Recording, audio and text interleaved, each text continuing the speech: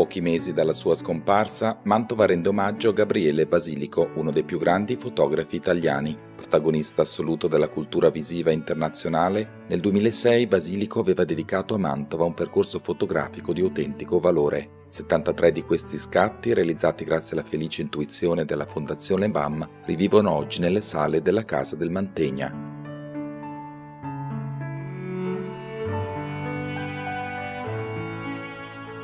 Le immagini in sequenza sono di per sé un tributo alla carriera di un artista che ha ritratto e documentato centinaia di spazi urbani.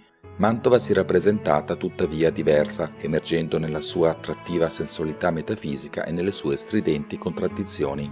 Una città renitente alla trasformazione è caratterizzata da un impianto architettonico firmato da Giulio Romano e da Leon Battista Alberti, geniali menti creatrici di una piccola capitale, simbolo della longeva signoria lombarda.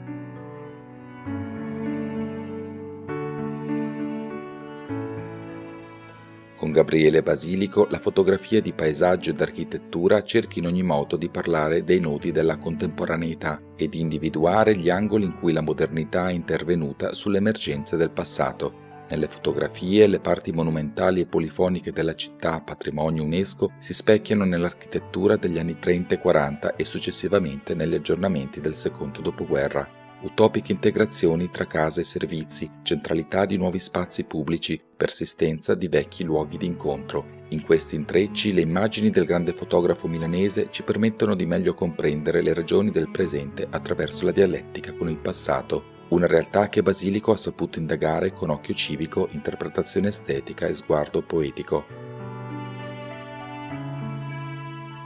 La mostra rimarrà allestita in via Cerbi fino a domenica 5 maggio. L'ingresso è gratuito.